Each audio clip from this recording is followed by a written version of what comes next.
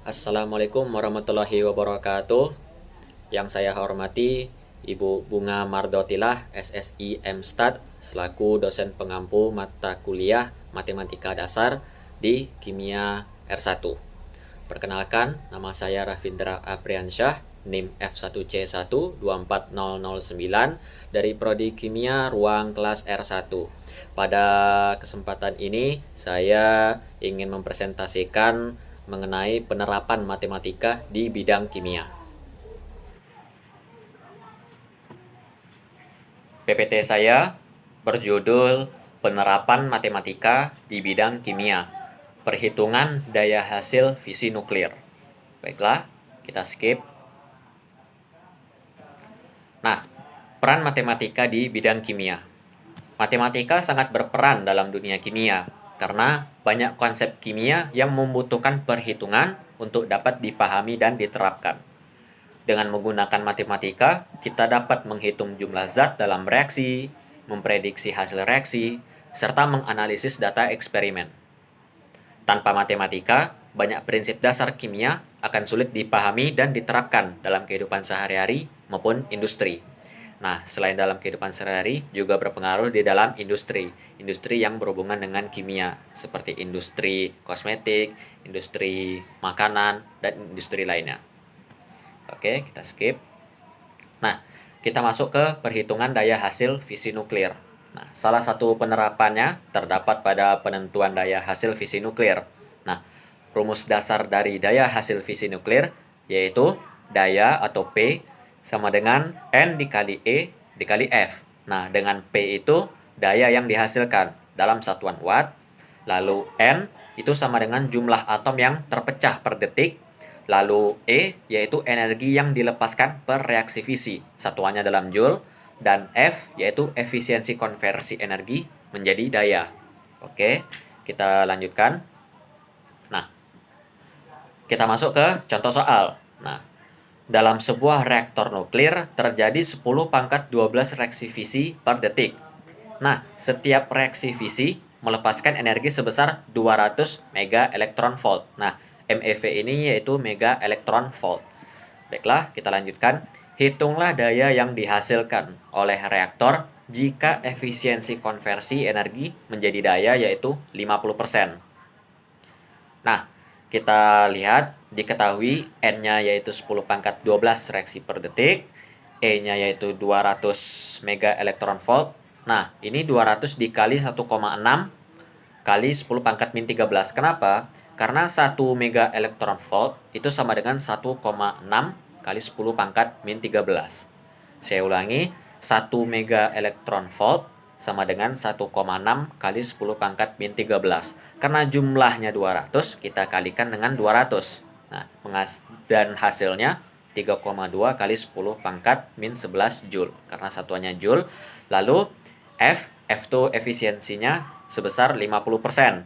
Nah, 50% menjadi 0,5. Kenapa? Karena 50% ini masih dalam persen. Nah, kita ubah ke desimal. Jadi 50% itu 50 dibagi 100 sama dengan 0,5. Didapatkan F-nya yaitu 0,5. Lalu yang ditanya P itu dayanya ya, daya. Oke, kita lanjutkan. Nah, di penyelesaian kita gunakan rumus dasar yang sebelumnya sudah kita sebutkan sebelumnya. P sama dengan N dikali E dikali F. Nah, tinggal kita masukkan saja nilai-nilai yang sudah diketahui. N-nya yaitu 10 pangkat 12 dikali E-nya yaitu 3,2 kali 10 pangkat min 11 dan F-nya yaitu 0,5 hasil dari persentase tadi. Setelah dikalikan, hasilnya 1,6 kali 10 pangkat 2 watt. Nah, kita hilangkan notasi ilmiahnya menjadi 160 watt. Baiklah, kita lanjut ke contoh soal yang kedua. Contoh soal lagi. Baiklah, contoh soal kedua. Sebuah reaktor nuklir menghasilkan 3 kali 10 pangkat 12 reaksi fisi per detik. Nah, setiap reaksi fisi melepaskan energi sebesar 150 mega elektron volt. Dan efisiensi konversi energi menjadi daya adalah 45%. Nah, berapakah daya yang dihasilkan oleh reaktor tersebut? Kita masih mencari daya ya, P. Lalu kita tuliskan saja, diketahui N-nya yaitu pada soal 3 kali 10 pangkat 12 reaksi per detik, lalu E-nya sama dengan 150 mega elektron volt, sama seperti sebelumnya dikalikan 150 dikali 1,6 kali 10 pangkat min 13 sama dengan 2,4 kali 10 pangkat min 11 Joule, satuannya Joule. Dan efisiensinya sama seperti sebelumnya, 45% kita ubah ke desimal, berarti 45 dibagi 100 sama dengan 0,45. Baiklah, yang ditanya masih P ya, dayanya. Oke, kita masuk ke penyelesaian. Kita masih gunakan rumus dasarnya, P sama dengan N dikali E dikali F. Kita masukkan semua nilai yang sudah diketahui. N-nya yaitu 3 kali 10 pangkat 12. E-nya sama dengan 2,4 kali 10 pangkat min 11. Dan F-nya 0,45.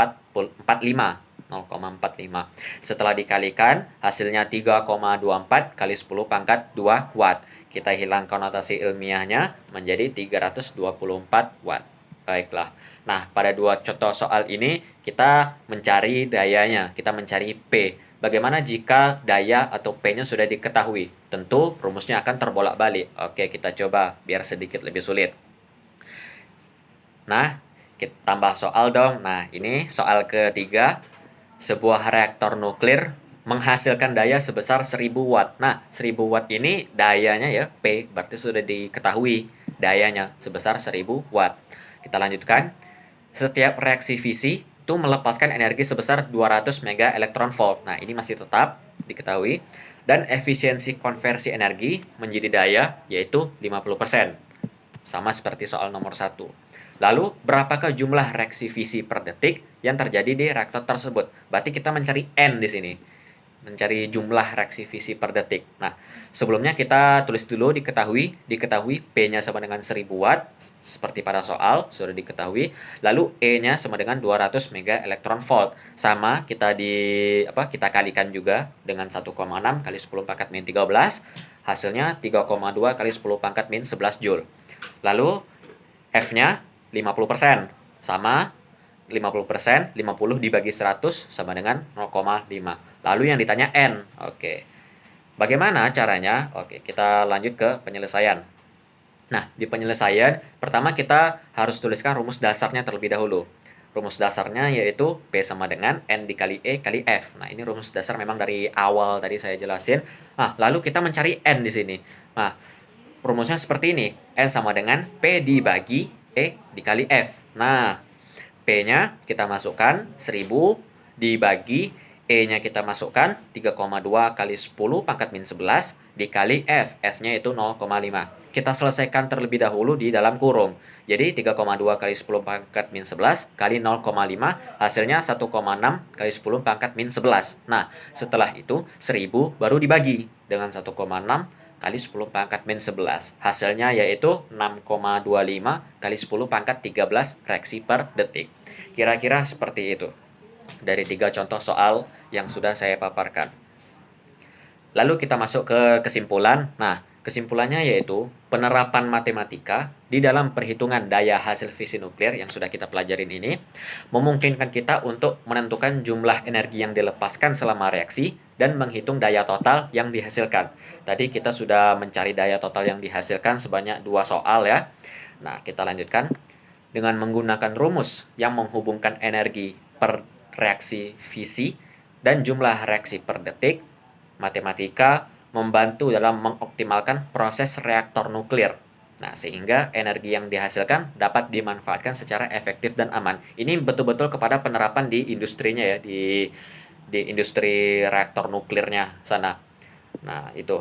Sehingga energi yang dihasilkan dapat dimanfaatkan secara efektif dan aman dari penerapan matematika ini, dari penerapan perhitungan ini. Seperti itu. Sekian presentasi dari saya mengenai penerapan matematika di bidang kimia, dan saya mengangkat judul tentang perhitungan daya hasil fisi nuklir. Saya ucapkan terima kasih atas perhatiannya dan mohon maaf atas segala kekurangannya. Saya akhiri, wassalamualaikum warahmatullahi wabarakatuh. Terima kasih.